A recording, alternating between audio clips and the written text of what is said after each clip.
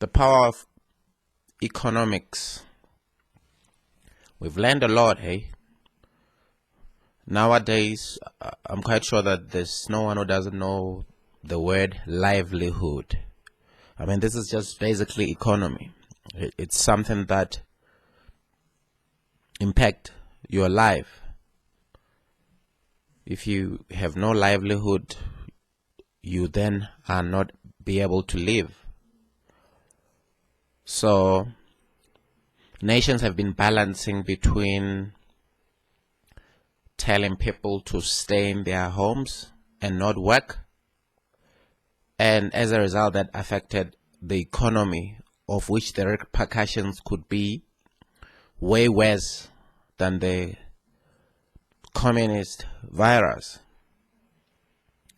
So you can see the economy is beginning to protest loudly. The economy is beginning to bring too much pressure politically as well to the politician, to such an extent that they're now on the verge of going straight to level 1. It's only a matter of time. I'm talking about our governing African National Congress. They've been obviously through a hell of a pressure by all sectors of our societies and industry. And initially they were pressurized obviously by the second largest opposition party in South Africa, the Economic Freedom Fighters, because the EFF always leads the way, applies political pressure strategically and tactically to sway the ANC into the direction that the EFF wants it to go. And it's always about the EFF looking at the makeup of society and where the wind blows. Catch the tail of the wind and serve the wind. And then immediately when the ANC looks at the direction which the EFF is going, which is something that's starting to elate the populace, then the African National Congress would say, oh, me too, I want to join. Remember, the African National Congress has a policy of the land grab, known as the confiscation of land without compensation. They were quiet about it, trying to balance along in parliament, trying to appease the trade unions, trying to appease the larger economic sectors in terms of the right to properties, trying to placate the investors who will be coming through and say, hey, listen, man, I've got a business and I have a vision of about a quarter a century in the Republic of South Africa, but I want to start with 10 years. And I want to build a certain number of stores which would need land. And your policy is not steady, and I'm reluctant to invest in your country. And then the ANC, the president, as you know him, he would then be speaking to the business community, telling them, hey, come and invest, going to Davos. We are having pretty flexible economic policies, and we support business. And then it will be then coming through to SSAP and COSATU congresses and saying, hey guys, we as the ANC have passed a policy of expropriation without compensation, and we're going to be able to do that. And also to placate the, not necessarily the faction which wanted this to go ahead. Because that faction name, the RET, Radical Economic Transformation. So as a matter of fact, it can't even be the RET faction, because at conference that issue passed. Okay, that there should be annexation of land without compensation, that the Section 25 of our constitution has to be amended so that land could be taken. Well, I've read the section. Obviously, you can see that it's possible to be able to take land. And the constitutional provision obviously wanted to make it sure that individuals have the right to own their properties. You see, as you know, in most modern freest societies, you always have the right to life. That's number one. And then the right to liberty, individual liberty. And then the third most important one is the right to property. So property would pertain to your house, your business, your livelihood, where no one can just come willy-nilly and take it. The government. In fact, those three things are the things that the government is supposed to be protecting. Okay? So your life would be protected by your formation of the police services.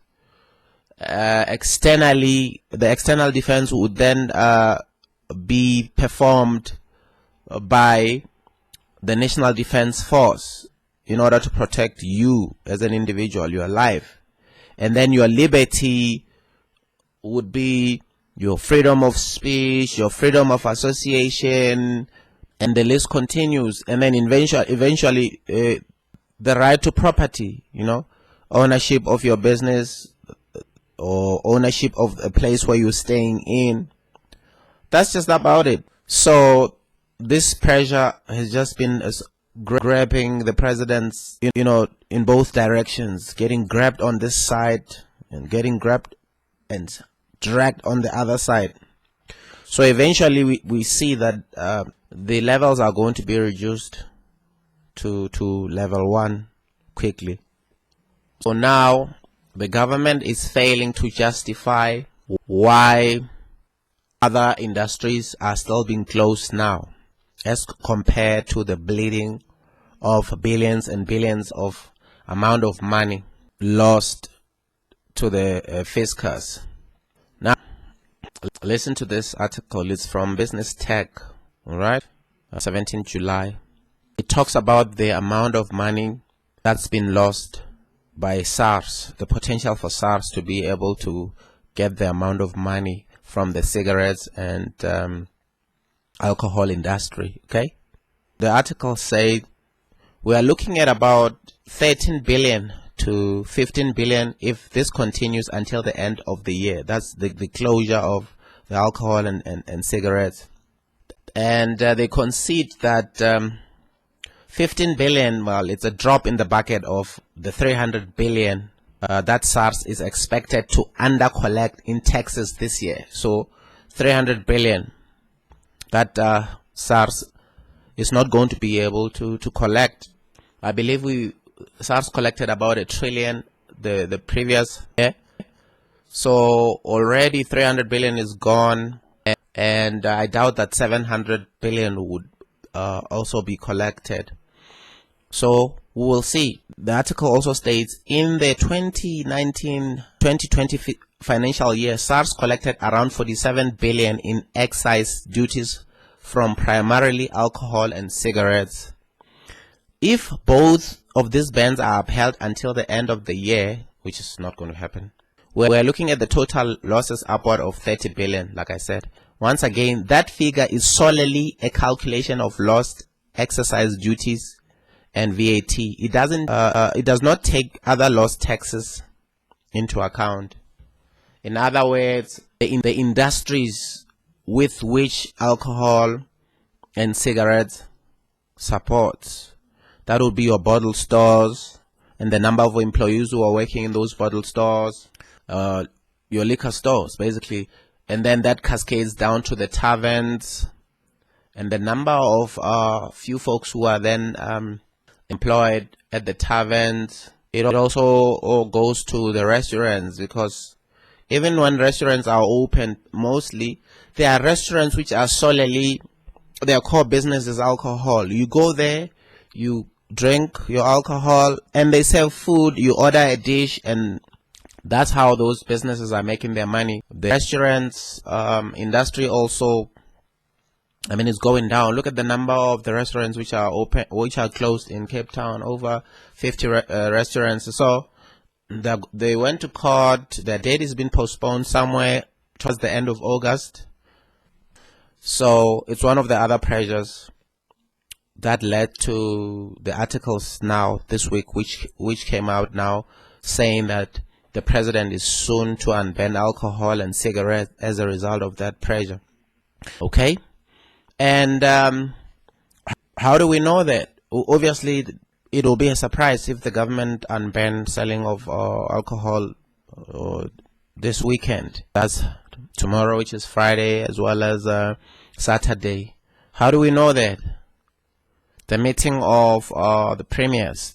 So obviously, we got one premier in the Republic of South Africa out of the 9 provinces of which the premier is not the member of the African National Congress. The premier of Western Cape. So he stated that the president is going to meet with the premiers on Saturday in the morning for such discussions, which means maybe he might come up on Sunday night to make announcements and also to move to level 2. And as things are now, obviously, if you go everywhere, if you go to suburbia, township, villages, you know, on telephones with your friends, relatives, or whoever, there's no shortage of alcohol that's been sold, and there's no shortage of cigarettes that's been sold. Unfortunately, obviously, the prices are like 300%, 200%, of which out of all this billions and billions of money that's going to be made illegally, and the supply chains which has been enhanced throughout by this illegal selling of these products, which is going to be hard to stamp out. Even when the opening of the formal industry now of alcohol and cigarettes come through, the informal and illegal businesses are just going to probably take their prices down, and then will be preferred by the customers, because the customers are controlled by the dictates of pricing. So customers have been ripped off paying a whole lot of amount of money because the government doesn't look out for their rights. And now when the alcohol and cigarettes are now going to be unbanned, people won't then be able to easily flock to those products, because there might be a competition with the illegal stuff. The illegal stuff prices might go a little bit lower, and the collection of the tax will be even lower as a result, which is a shame. So we'll see what's going to be happening as a result. And I want to talk a little bit more about the industry, which I was wondering why was it so quiet. The SAB, it's no longer the South African brewery, obviously, because it's been bought by AB InBev. Okay, the Business Live interviewed one of the leaders of this company, the vice president of finance Africa zone at AB InBev, whether it's money that will now never be invested or just capital spent is going to be delayed. So these companies, normally they would have what they call a capex, a capital expenditure, where they invest billions and billions into upgrading their businesses, maintenance, and expansion in the country. So Heineken also, it's in the news. The global brewer Heineken indicated it will eyes a 6 billion expansion in SA as a result of the alcohol ban. Now, AB InBev said it will cancel 2.5 billion of spend as part of its annual capex program, having lost as much as 30% of this year's sales. So the capital expenditure for next year, 2.5 billion, it's going to now be on review.